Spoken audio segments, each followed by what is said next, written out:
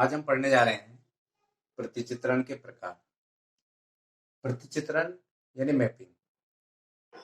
तो प्रतिचित्रण के प्रकार में पहला प्रकार हम देख रहे हैं आच्छादक प्रतिचित्रण। आच्छादक प्रतिचित्रण या ऑन टू मैपिंग, इसे सर्जेक्टिव मैपिंग भी बोलते हैं। तो कोई फलन, किसी फलन को हमने लिखा f(a) सबसे पहले ये चीज हमें समझ में आना चाहिए कि a क्या होता है। एक फलन है a.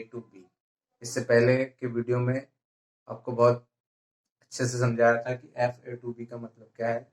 f फलन है, a उस फलन का डोमेन है और b जो है उस फलन का कोडोमेन है। यानी a जो होता है वो फलन का प्रांत होता है और b जो होता है वो सह प्रांत होता है। अब देखते हैं कि आच्छादक प्रतिचित्रण में क्या होता है। आच्छादक प्रतिचित्रण में ये होता है कि किसी प्रतिचित्रण के डोमेन का, डोमेन मतलब b का कोई भी ऐसा अवयव ना हो जो ए का प्रतिचित्रण या ए का प्रतिबिंब ना हो। जैसे देख लेते हैं, ए का प्रतिबिंब मान लेते हैं 1 है, बी का प्रतिबिंब 4 है, सी का प्रतिबिंब 2 है, डी का प्रतिबिंब 3। यानी बी में ऐसा कोई अवयव शेष नहीं है जो कि ए का प्रतिबिंब ना हो। यानी बी के सारे जो अवयव हैं वो ए के प्रतिबिंब हैं। तो इस प्रकार का जो प्रतिचित्रण होता है उस प्रतिचित्रण को कहते हैं आच्छादक या ऑन टू प्रतिबिंब। अब ऑन टू प्रतिबिंब में क्या होगा, यदि हम इसको ऐसे लिखें f(a) आच्छादक होगा। क्या कंडीशन होगी, यदि f(a) यानी फलन की जो वैल्यू है f(a) की वैल्यू हमने 1 रखी, तो मान लेते हैं f(a) इक्वल टू क्या वैल्यू प्राप्त हुई, हमें 1 प्राप्त हुआ। ऐसे a की वैल्यू हमने b रखी, f(b) इक्वल टू हमें 4 प्राप्त हुआ। f(c) रखा तो f(c) की वैल्यू हमें 2 प्राप्त हुई। ऐसे हमने f(d) रखा तो वैल्यू हमें 3 प्राप्त हुई। यानी यहां से एक बात क्लियर होती है कि fa, fb, fc और fd ये 1 2 3 4 यानी जो पूरे के पूरे एलिमेंट है वो किसके अंतर्गत है, बी के अंतर्गत। इसका मतलब ये है कि इस प्रकार का प्रतिचित्रण जिसमें बी का कोई भी एलिमेंट शेष ना बचे, तो उस प्रकार का जो प्रतिचित्रण होता है उसे बोलते हैं आच्छादक प्रतिचित्रण या ऑन टू मैपिंग। यानी हम इसको लिख सकते हैं f इक्वल टू बी, यानी f है जो है वो पूरा का पूरा जो b या उसका सहप्रांत है। और सहप्रांत ये, इसको हम लिखेंगे रेंज के रूप में लिखेंगे तो 1, a का 1, b का 4, c का 2 और d के लिए 3। तो 1 4 2 3 यानी बी के अंतर्गत है। तो जो f है यानी प्रतिचित्रण का, यदि प्रतिचित्रण का परिसर और सहप्रांत एक हो तो उसे हम क्या कहेंगे, आच्छादक प्रतिचित्रण। अब हम बात करते हैं दूसरे प्रकार के प्रतिचित्रण की, अंतःक्षेपी प्रतिचित्रण या इनटू मैपिंग। इनटू मैपिंग के अंतर्गत क्या होता है कि सह डोमेन को डोमेन का कोई ना कोई एक या एक से अधिक अवयव जो कि एक ही इमेज ना हो, तो इस प्रकार का जो प्रतिचित्रण होता है उसे अंतःक्षेपी या इनटू मैपिंग कहते हैं। हम देखते हैं मैपिंग करके, जैसे मान लेते हैं ए की मैपिंग 1 हो गई, बी की मैपिंग 2 हो गई, सी की मैपिंग 1 हो गई और डी की मैपिंग 3 हो गई। तो अब यहाँ पे ये देखा जा रहा है कि यहाँ पे ए की इमेज 1 है, बी की इमेज 2 है, सी की इमेज 1 है, डी की इमेज 3 है, परंतु एक एलिमेंट ऐसा शेष बचा हुआ है जो कि ए में से किसी भी अवयव की इमेज नहीं है। तो इस प्रकार यहाँ देख रहे हैं कि जो 4 है वो ए के किसी भी एलिमेंट की इमेज, अवयव की इमेज नहीं है। इस कारण जो इस प्रकार का जो प्रतिचित्रण होता है उस प्रतिचित्रण को बोलते हैं अंतःक्षेपी या इनटू मैपिंग। यहाँ पर देखें, यदि हम उसको ऐसे लिखें f(a) अंतःक्षेपी होगा, अंत्यक्षेपी कब होगा? यदि एफ ए के एलिमेंट हम रखेंगे तो F A is not equal to B, पूरा बी प्राप्त नहीं होगा हमें। हमने एफ ए रखा तो हमें 1 मिला, हमने एफ बी रखा तो हमें 2 मिला, हमने एफ सी रखा तो हमें 1 मिला, हमने एफ डी रखा तो हमें 3 मिला। परंतु बी को पूरे प्राप्त करने के लिए हमें 1 2 3 4 चाहिए, यानी पूरा का पूरा हमें ये प्राप्त नहीं हो रहा है। तो अंत्यक्षेपी प्रतिचित्रण में क्या होगा? F A is not equal to B. अब हम बात करते हैं तीसरे प्रकार के प्रतिचित्रण की, जो कि है एकेकी प्रतिचित्रण, एकेकी या 1-1 मैपिंग। 1-1 मैपिंग के अंतर्गत क्या होता है कि यदि ए का प्रत्येक अवयव बी के अलग अलग अवयव की इमेज हो, मतलब ए की इमेज कोई एक एलिमेंट हो, बी की इमेज कोई एक एलिमेंट हो, यानी इनमें से कोई सा भी बी का ऐसा कोई अवयव ना हो जो कि ए के 2 अवयवों की इमेज हो, तो इस प्रकार का जो प्रतिचित्रण होता है उसे 1-1 मैपिंग कहते हैं या एकेकी प्रतिचित्रण कहते हैं। जैसे मान लेते हैं कि ए का प्रतिबिंब 1 है, बी का प्रतिबिंब 2 है, सी का प्रतिबिंब 4 है, डी का प्रतिबिंब 3 है। यहां पर इसके प्रत्येक अवयव, प्रत्येक अलग अलग अवयव की बी में भी जो इमेज है वो अलग अलग है।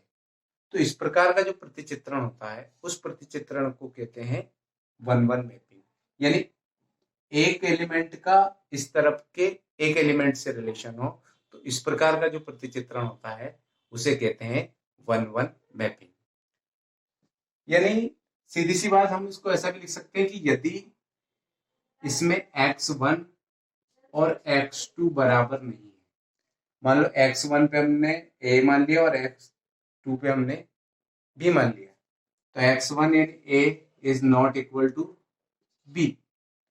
अब x1 के लिए हमने a माना और x2 के लिए हमने b माना, तो अब हमें यह बताना है कि क्या fx1 और fx2 भी बराबर होंगे या नहीं होंगे। तो हम बात करते हैं fx1 f a निकालेंगे तो कितना आया 1, ऐसे fx2 यानी b, तो इसकी इमेज कितनी आई 2।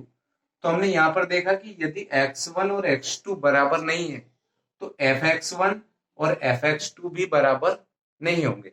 मतलब यदि x1 is not equal to x2 तब fx1 is not equal to fx2। यदि x1 और x2 बराबर नहीं है तो उनकी जो इमेज है वो भी बराबर नहीं होगी।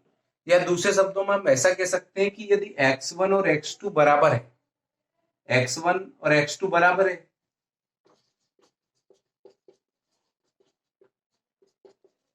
दूसरे शब्दों में कह सकते हैं कि x1 और x2 बराबर है।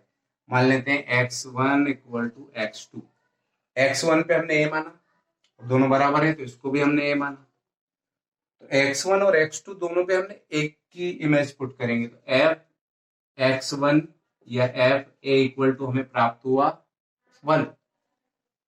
x2 की जगह पे भी हमने a माना तो उसकी इमेज भी हमें कितनी मिलेगी, f(x2) पे भी हमने a माना तो उसकी इमेज भी कितनी मिली हमें 1। इसका मतलब ये हुआ कि x1 और x2 यदि बराबर है तो f(x1) और f(x2) भी बराबर होंगे। ये बहुत इंपॉर्टेंट है हमारे लिए, हम आगे के जो सवाल करेंगे इसके लिए बहुत इंपॉर्टेंट है कि यदि x1 और x2 बराबर हैं तो fx1 और fx2 भी बराबर होंगे, या x1 और x2 बराबर नहीं है तो fx1 और fx2 भी बराबर नहीं होंगे। अब हम बात करते हैं चौथा, बहु एक प्रतिचित्रण। जैसे कि नाम से पता पड़ रहा है मेनी वन मैपिंग, यानी दो या दो से अधिक अवयवों की जो इमेज है वो एक हो, तो इस प्रकार का जो प्रतिचित्रण होता है उसे कहते हैं बहु एक प्रतिचित्रण या मेनी वन मैपिंग। जैसे मान लेते हैं ए की इमेज 1 है, बी की इमेज भी 1 है, सी की इमेज 2 है और डी की इमेज 3।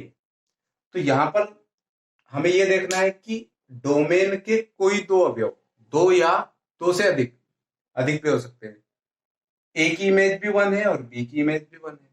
तो इस प्रकार का प्रतिचित्रण जिसमें कि डोमेन के किन्हीं दो या दो से अधिक अवयवों का प्रतिबिंब जो है वो एक अवयव हो, तो इस प्रकार का जो प्रतिचित्रण होता है उसे कहते हैं बहु एक प्रतिचित्रण या मेनी वन मैपिंग। अब इसको कैसे लिखते हैं, देखो एफ ए टू बी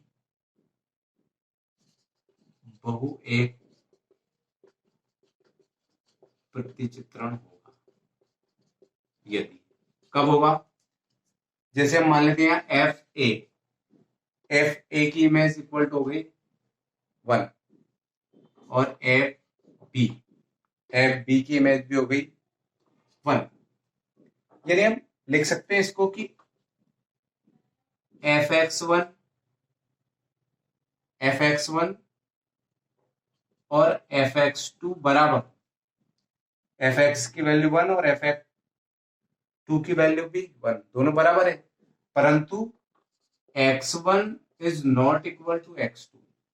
ये a है और ये b है, दोनों अलग अलग संख्या है, परंतु इनकी जो इमेज है यानी इनकी जो fx1 और fx2 की वैल्यू है वो कैसी आ रही है, सेम। तो इस प्रकार का जो प्रतिचित्रण होता है उसे बोलते हैं बहु एक प्रतिचित्रण। अगले हम बात करते हैं अचर प्रतिचित्रण। अचर प्रतिचित्रण में यदि डोमेन के प्रत्येक अवयव की जो इमेज है वो कोडोमेन का केवल एक अवयव हो, तो इस प्रकार का जो प्रतिचित्रण होता है उसे बोलते हैं अचर प्रतिचित्रण या कांस्टेंट मैपिंग।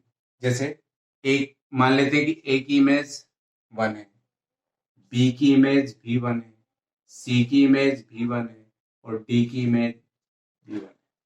तो इस प्रकार का प्रतिचित्रण जिसमें डोमेन के सारे अवयवों की इमेज को डोमेन का केवल एक एलिमेंट हो, तो इस प्रकार का जो प्रतिचित्रण होता है उसे बोलते हैं अचर प्रतिचित्रण या कांस्टेंट मैपिंग। इसके बाद हम पढ़ेंगे एके की अंतःक्षेपी प्रतिचित्रण या 1-1 इनटू मैपिंग। जैसा कि यहाँ पर 1-1 भी हमने पढ़ लिया है, इनटू मैपिंग भी पढ़ा है। पहले इनटू मैपिंग में क्या होता है कि कोडोमेन का कोई ना कोई एलिमेंट ऐसा शेष रह जाता है जो कि एक ही इमेज ना हो। तो ये बात हमें समझ में आना चाहिए कि 1-1 मैपिंग भी है इसके अंतर्गत और इनटू मैपिंग भी है। तो 1-1 मैपिंग में मान लेते हैं कि ए की इमेज 1 है, बी की इमेज 2 है, सी की इमेज 4 है। तो यहां पर क्या हुआ कि ए का रिलेशन केवल एक से है, बी का एक से, सी का एक एक एलिमेंट से, परंतु इसके बाद भी 1-1 है ये, परंतु फिर भी बी का कोई ना कोई एक एलिमेंट ऐसा शेष रह गया है जो कि ए के या डोमेन के किसी भी अवयव की इमेज नहीं है। तो इस प्रकार का जो प्रतिचित्रण होता है उसे बोलते हैं एके के अंतःक्षेपी या 1-1 इनटू मैपिंग। इसके बाद बात करते हैं हम अगले प्रतिचित्रण की, एके की आच्छादक प्रतिचित्रण या 1-1 ऑनटू मैपिंग। इसके अंतर्गत क्या होता है, जैसा कि आप जानते हो 1-1 में यानी एक एलिमेंट का रिलेशन एक ही एलिमेंट से हो। दूसरा ऑनटू मैपिंग या आच्छादक प्रतिचित्रण। आच्छादक प्रतिचित्रण इससे पहले हमने पढ़ा है। आच्छादक प्रतिचित्रण में क्या होता है कि एक एक प्रत्येक अवयव का जो प्रतिबिंब होता है वो बी का कोई ना कोई अवयव अवश्य होता है, यानी बी का कोई भी अवयव शेष नहीं बचना चाहिए।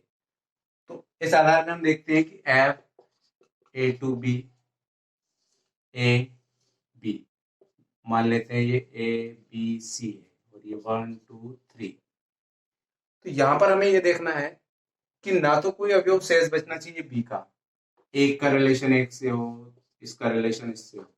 तो यहां पर हमने क्या देखा कि ए का प्रतिबिंब 1 है, बी का प्रतिबिंब 2 है, सी का प्रतिबिंब 3 है और बी का ऐसा कोई एलिमेंट भी नहीं है जो छूटा हुआ है।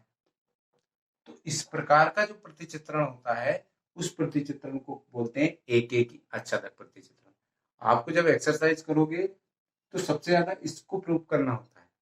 तो इसको प्रूव करने के लिए आपको एक एक ही प्रूव करना है, एक एक ही प्रूव करने के बाद आपको आच्छादक प्रूव करना है।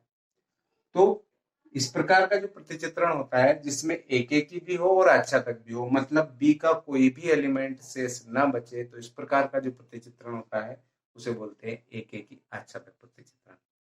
इसी प्रकार एक एक ही अंतःक्षेपी प्रतिचित्रण भी होता है जिसमें एक एक एलिमेंट तो होगा परंतु यहाँ के जो एलिमेंट है उसमें कोई ना कोई अवयव छूट जाएगा।